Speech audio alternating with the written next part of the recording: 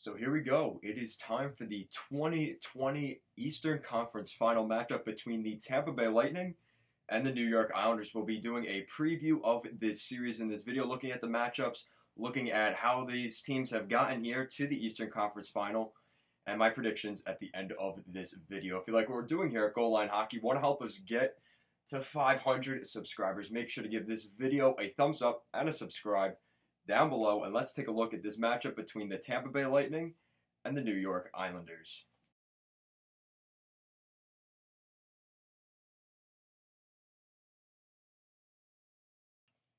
Alright, so here we go. So we have all the matchups set here for the final four teams qualifying for the Stanley Cup. As in the Eastern Conference, we have a matchup between two teams that we saw a couple of years back in the 2016 playoffs. You have the Tampa Bay Lightning and the New York Islanders. Now, looking at the road for how these teams got to the Eastern Conference Final, you have the Tampa Bay Lightning, who were one of the top four teams in the Eastern Conference. So they played a round robin series. They were able to go 2-1 in those three games. They did pretty well. They did lose to the Philadelphia Flyers 4-1, but besides that, they looked pretty solid against the Bruins and the Capitals. Then they went into their first round matchup against the Columbus Blue Jackets, a rematch of last season. John Tortorella behind the bench once again for the Columbus Blue Jackets, and they were able to take care of business. They were able to win that series in 5 games, beating the Columbus Blue Jackets. They would move on to the second round of the Stanley Cup playoffs, really trying to qualify for the best team in the Atlantic Division. They were going up against the big Boston Bruins, and they were able to take care of the Boston Bruins as well in 5 games. So a pretty solid offseason here so far for the Tampa Bay Lightning. A great postseason by some of their great players like Victor Hedman. We've seen other guys like Alex Killorn get on the board, depth guys like Blake Coleman and Barclay Goodrow. And of course, the threats down the middle, guys like Braden Point and Anthony Cirelli. This Tampa Bay team is for real. They have a ton of depth in their lineup. This is a tough matchup for the New York Islanders in terms of the skill. The Tampa Bay Lightning, absolutely, they have the better roster on paper. But now, looking at those New York Islanders, they just came off of a pretty solid run here in the postseason. They had a qualifying series against the Florida Panthers, first team to win 3 games. The Islanders did that. They beat the Florida Panthers in 4, beating Coach Quenneville, Sergei Bobrovsky, and the Florida Panthers in 4 games. And then you head to the first round of the Stanley Cup playoffs, where the New York Islanders go in against a pretty solid Washington Capitals team. They won the Cup a couple of years back.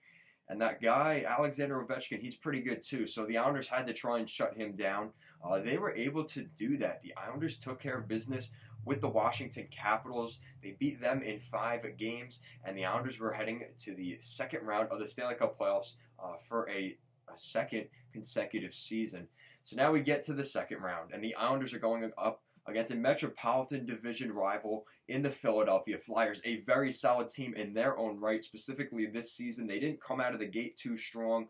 They took a lot of flack, especially from me, spending all that money on guys like Matt Niskanen, Justin Braun, and not really getting the results. They made a couple of moves at the trade deadline, picking up guys like Nate Thompson and Derek Grant that I think were actually really big for this team, because later we find out guys like Scott Laughton, Sean Couturier would go down with injuries, and the Philadelphia Flyers would need that center depth, and those guys absolutely added that for the Philadelphia Flyers. And not to mention the goaltender in between the pipes, Carter Hart was really solid. So the Islanders going into this series, they had a lot of things they had to deal with in the Philadelphia Flyers. And in my opinion, if you look back, I actually had a Stanley Cup prediction. I thought the Philadelphia Flyers would win the Stanley Cup going into the pandemic break. I really thought the Flyers were going to win the Cup.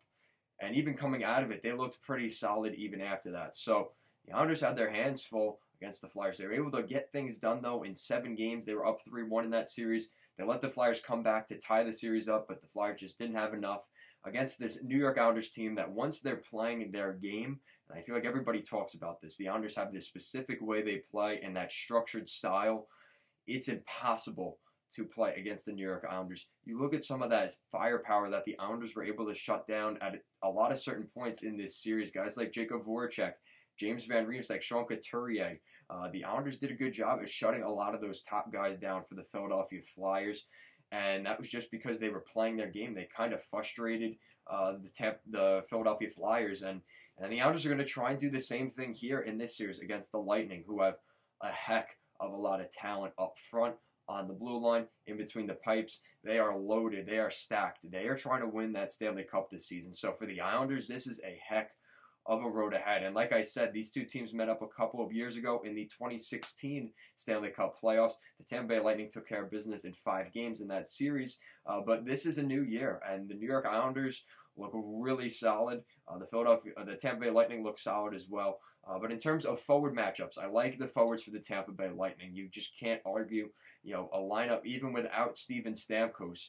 This team is still absolutely unreal. You have so much depth there, and I think that's going to be a problem here for the New York Islanders. But again, if they are able to play their game, it doesn't matter who's out there. If you're playing a certain way, it's really difficult, and it could frustrate the other team, and that's exactly what the Islanders are going to try and do. So forward, definitely give it to the Tampa Bay Lightning.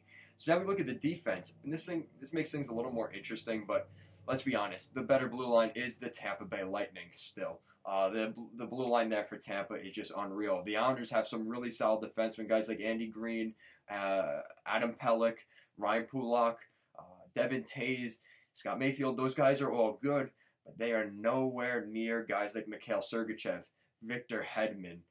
Do I need to go down the list of all those Tampa Bay defensemen they got? Zach Bogosian, who they added right after the trade deadline. So this is just a really stacked defense for the Tampa Bay Lightning. The Islanders have their hands full. And then we go to goaltending. And this one, I think, is the most interesting out of everything, because Andrei Vasilevskiy is the better goaltender if you had to choose between Thomas Greiss or Varlamov or Andrei Vasilevskiy. I think Thomas Greiss will start Game 1 against the Tampa Bay Lightning. But this is going to be a heck of a matchup, because at the end of the day, it's who doesn't give up more goals. I mean, you could argue Carter Hart is better than Thomas Greiss or Semyon Varlamov, but at points in that series, he looked a little bit off. So, the Islanders, I mean, if they're able to score goals here and there, and they're able to get, some opportunities and put some pucks in past Vasi, this could be an interesting series, just like we saw with the Philadelphia Flyers. The power play is going to be an issue for the Islanders. They do not score on the power play. They went 0 for 4 in Game 7 against the Flyers. That's something that's been an issue. They've worked on it a little bit. I could tell they definitely have been trying different breakouts, having Nick Leddy or Devin Tays bring the puck in, rim it around the boards behind the net, and have an open guy down there. But teams are going to pick up on that. So the Islanders have to work on that power play. And the Tampa Bay Lightning have struggled at points on their power play. Obviously a lot better than the New York Islanders, especially with all that superstar talent that they have up front.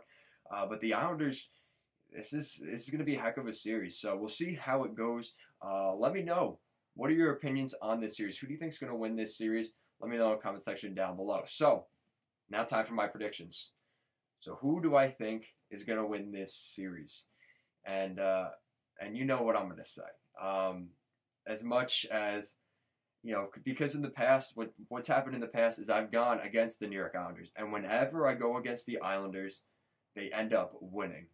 So I'm not going to do that. I'm going with the New York Islanders defeating the Tampa Bay Lightning in the Eastern Conference Final in 7 games. The Tampa Bay Lightning have a superstar talented roster, but we've seen how the Islanders have frustrated some top goal scorers around the NHL. Frustrated guys like Mike Hoffman, Alexander Barkov, Jonathan Huberdeau, Alexander Ovechkin, Evgeny Kuznetsov, and then now we get to guys like Claude Giroux, Jacob Voracek. And now who's next? Who's next? It's probably guys like Braden Point and Nikita Kucherov, who are probably some of the best guys in the NHL. So the Islanders have their hands full, but I think the Islanders are going to pull off the victory in 7 games. The goaltending has to be good, though, for the Islanders. You can't have this spotty goaltending that they kind of had toward the end of that series with the Flyers. I think the defense was a little bit at fault for some of those, but the Islanders need to capitalize on their power plays. They need to capitalize on those odd man rushes because the Tampa Bay Lightning are going to be looking to push the play forward. Always trying to, a back and forth, skill back and forth game. That's how they're going to want to play. The Islanders have to slow it down, play their game, dump and chase, tire out the defense, make them play in their own end as much as possible, and and find a way to grind out a victory. That's what the Islanders have done. That's their identity. We'll see if they can continue that. But yeah, I have the Islanders winning this series in 7 games. So that's it for this video. Comment down below. What are your predictions for the Eastern Conference Finals here in 2020 between the New York Islanders and the Tampa Bay Lightning? Let me know in the comment section down below. And if you like what we're doing here at Goal Line Hockey, want to see the latest news around the NHL, make sure to give this video a thumbs up and a subscribe down below. Thank you so much for watching, and have a great day.